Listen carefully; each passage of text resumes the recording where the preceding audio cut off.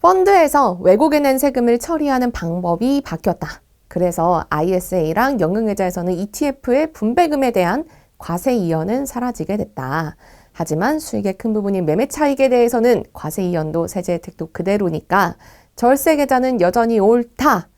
이 내용 제가 기사로 보도하고 또 유튜브에서도 라이브를 한 지도 어느새 한 달이 됐습니다. 시간 참 빠르죠. 근데 제가 이전 영상에서 약간 놓친 부분들이 있었더라고요. 그러니까 절세 계좌에서 나빠진 것만 보였는데 이 차근차근하게 계산해 보니까 일반 계좌는 이전보다 오히려 조금 유리해졌고요. 예상대로 절세 계좌는 이전보다는 많이 나빠졌습니다. 근데 얼마나 나빠졌는지 이거 한번 보고요. 또 한 가지 지난 라이브 이후에 정부에서 ISA 계좌에 대해서는 이 이중과세를 어떻게 피하겠다라고 방침을 발표한 게 있거든요.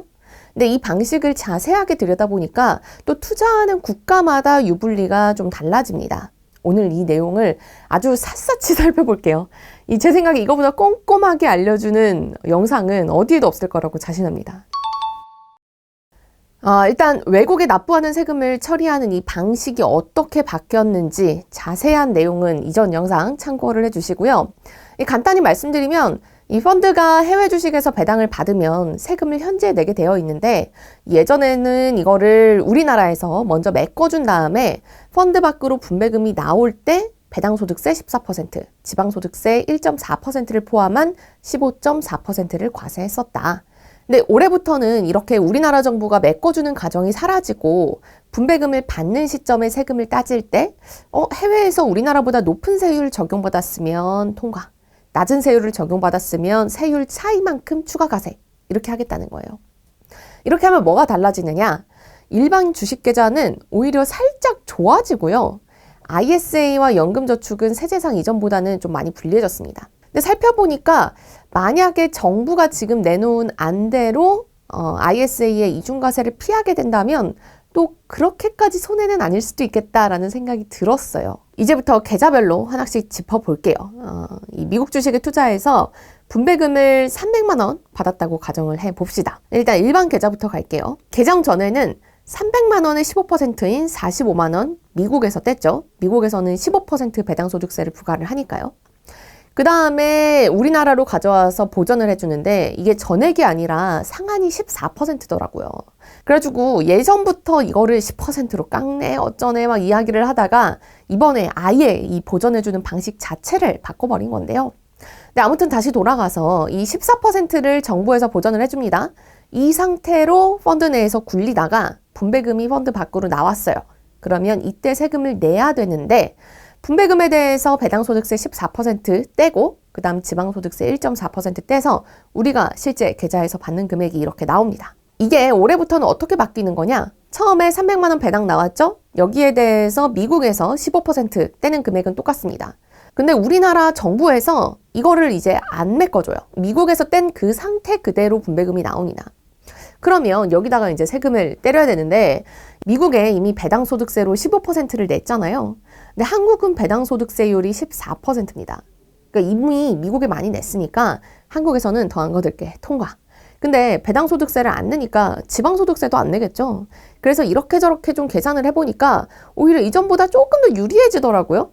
배당을 300만 원 받는다고 가정했을 때 한 4만 원 정도 일반 계좌에서 세금을 덜 떼게 됩니다. 이 같은 방식으로 중국 펀드에 투자를 했을 때를 계산해 보면 대략 이전보다 3만 원 정도 세금을 덜 내게 유리해지더라고요. 이 중국 펀드도 계산법은 비슷해요. 다만 중국은 배당소득세율로 10%를 적용하고 있어서 일단 중국에 배당의 10%를 세금으로 내고 실제 분배할 때 이 나머지 우리나라가 14%니까 4%에 해당하는 금액을 한국에서 추가로 내야 됩니다. 여기에 지방소득세 추가로 붙고요. 연금계좌로 넘어가 볼게요. 연금계좌 이전보다는 불리해진다라고 말씀을 드렸는데 그건 맞아요. 근데 이게 얼마나 불리해질지는 아직 모릅니다. 왜냐하면 연금계좌에서 이중과세를 어떻게 해결할 건지에 대해서 이 정부가 아직 방안을 못 찾은 상태거든요. 그러니까 일단은 현재 상태에서 이중과세 된다고 가정하고 그냥 계산을 한번 해볼게요. 먼저 바뀌기 전부터 앞 사례랑 똑같이 배당으로 300만 원 받았어요. 미국에서 15% 세금 떼고 한국에서 14% 메꿔줬죠. 이 분배금이 찍히는 금액 이렇게 되고요. 연금계좌니까 따로 2단계에서는 세금을 안 냅니다. 대신에 나중에 연금으로 수령할 때 세금을 내죠. 연금을 수령하는 시기에 따라서 뭐 3%에서 5%를 내는데 가장 높은 세율 5% 적용받았다고 가정을 해볼게요. 여기에 지방소득세 0.5%까지 해서 총 이렇게 금액이 나옵니다. 물론 여기다가 더해서 그동안 이 분배금을 가지고 불린 과세 이연 수익은 덤이고요. 그럼 바뀐 뒤에는 어떻게 됐느냐? 300만 원 배당 15% 미국에서 세금 뗐죠? 나머지 그대로 분배금으로 받습니다. 근데 여기다가 연금을 받을 때 또 그 수령 시점에 세금을 내죠. 그래서 결과적으로는 이전과 비교해서 손해지는 분배금이 크게 줄었고요. 오히려 일반 계좌와 비교해도 더 손해인 상황이 돼버린 거예요.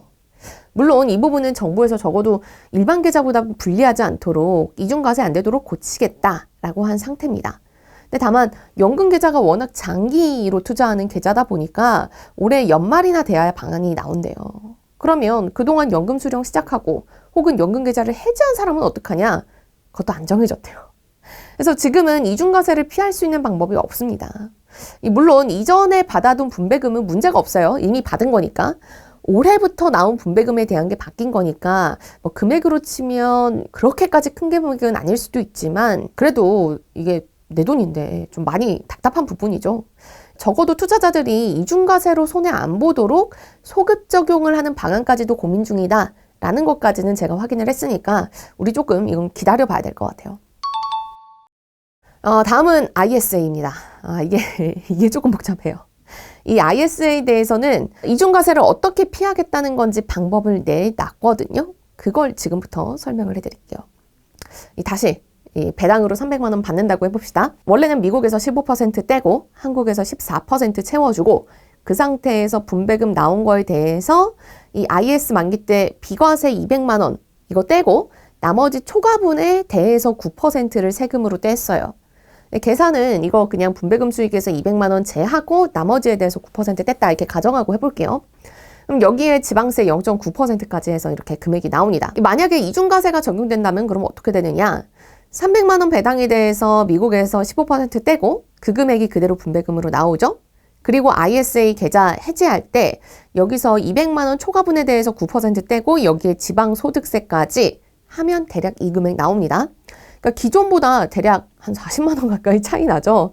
다시 조금 속이 쓰린데 여튼 이 금액은 일반 계좌와 비교해도 더 적으니까 정부는 이중과세는 안 되게 일반 계좌처럼 맞춰주겠다는 거예요. 그럼 어떻게 맞춰주겠다고 하는 건지 이 방법을 지금부터 살펴볼게요.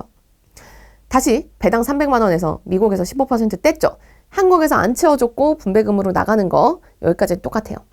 근데 이때 장부에다가 따로 적어놔요. 얘 외국에서 세금 낸 거 있어.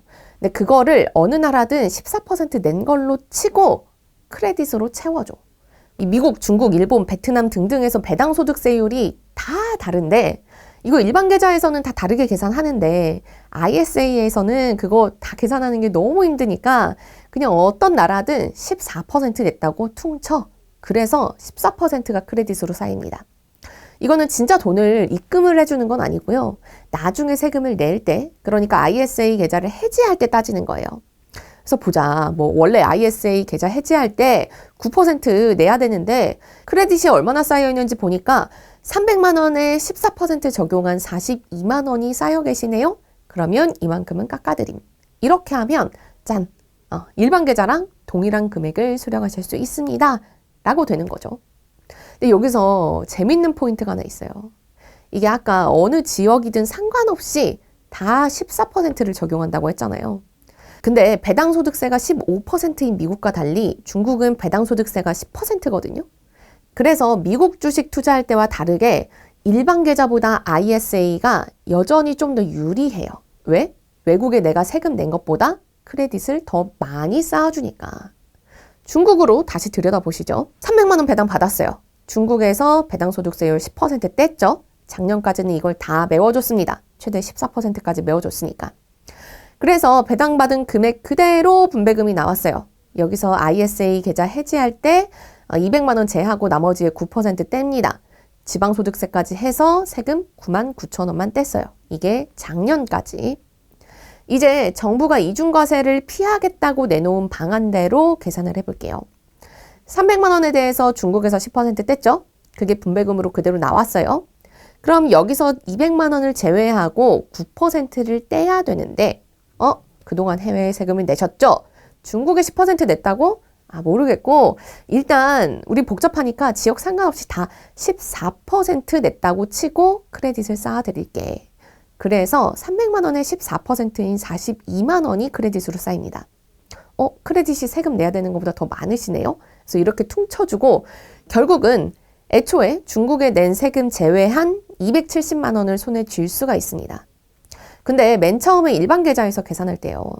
이때는 우리나라 배당소득세가 14%인데 중국에서 10%만 내고 오셨어? 그럼 4% 더 내세요. 이랬거든요. 근데 ISA로 가지고 들어오면 이거 다 계산하기 어려우니까 그거 뭐 상관없이 14% 냈다고 치고 깎아드릴게요 하니까 일반 계좌보다 ISA 계좌가 중국의 경우 여전히 더 유리한 거죠. 이런 현상은 배당소득세율이 14%보다 낮은 국가면 다 발생합니다. 대표적으로 중국, 홍콩, 베트남 이런 곳들이 있고요. ISA 계좌에서 이런 국가 ETF나 펀드를 가지고 계시다면 물론 이전보다는 분배금에 대한 세제 혜택이 줄기는 하지만 그래도 여전히 일반 계좌보다는 더 유리한 거죠. 근데 여기서 하나 눈치채신 분들이 계실지도 몰라요. 크레딧 쌓아서 나중에 빼준다고 했는데 이거 2살에 모두 크레딧이 좀 남죠? 물론 요거는 200만 원 공제한다고 가정하고 그 나머지에 대한 세금을 계산한 거라 크레딧이 훨씬 더 많이 남긴 했는데 뭐 아니라고 한다고 하더라도 대체로 크레딧이 좀 더 많이 남게 됩니다. 그러면 이렇게 남는 크레딧 어떻게 되느냐? 사실 이것도 원칙로만 있지 구체적인 시행 방안이 이 올 여름까지 마련한다는 거예요. 그래서 어떻게 될지는 모르는데 하지만 지금까지 나온 방식을 토대로 추정을 해보면 결국 ISA 해지할 때 내는 세금에서 크레딧을 빼준다는 거거든요. 근데 이 세금을 내는 대상은 분배금뿐만 아니라 결국 나중에 보면 매매 차익이고 뭐고 다 섞여 있을 거예요. 그러면 결국 분배금과 매매 차익에 대해서 모두 크레딧을 적용해 준다라고 하면 이 외납세 공제 전과 비슷하게 세제 혜택을 누릴 수가 있어요. 예를 들어서 아까 미국 투자에서 나온 분배금의 경우 크레딧은 42만 원인데 외국 납부세액은 49,500원이니까 대략 37만 원 크레딧이 남고요. 이거를 매매 차익분에서 공제해 준다고 생각하고 여기에 더해버리면 대략 실분배 금액이 이전과 좀 비슷해지는 거죠. 물론 이거는 매매 차익이 플러스여가지고 내가 더 낼 세금이 있다, 깎아줄 세금이 있다라고 가정할 경우입니다. 마이너스면 안타깝게도 더 깎을 세금이 없겠죠. 물론 이렇게 된다고 해도 과세를 미리 하고 나중에 크레딧을 빼주는 거기 때문에 과세 이연 효과는 여전히 없어요. 그래도 생각보다는 손해가 크지는 않다라는 거예요. 이 분배금에 대해서만 크레딧을 적용할지 아니면 매매 차익까지 적용할지 뭐 이런 등등 자세한 가이드라인이 아직은 없어서 정확히 알 수는 없지만 생각해보면 3년 뒤에 ISA 계좌 해지할 때 수익이 이거 매매 차익에서 나온 건지 분배금에서 나온 건지 이거 발라내기가 쉽지 않을 테니까 아마도 우리 연말정산하듯이 내가 총 내야 되는 세금에서 크레딧을 빼주는 이런 형태가 될 걸로 예상되고 그렇다면 과세 이연 효과는 줄더라도 이전과 비슷하게 저율과세 효과는 유지가 된다. ISA가 여전히 할만하다. 이렇게 정리를 할 수 있을 것 같아요. 오늘 내용 조금 복잡하셨죠? 저도 이거 이해하는데 정말 오랜 시간이 걸렸습니다. 정리하고 이렇게 설명하기까지. 근데 또 이게 이해가 안 되면 여러 번 볼 수 있는 게 유튜브에도 장점 아니겠습니까? 여러 번 봐주시고 이해가 그래도 안 된다 하는 분들은 댓글 많이 남겨주세요. 네, 그러면 저는 다음에도 더 유용한 실전 재테크 영상으로 돌아오도록 하겠습니다. 고맙습니다.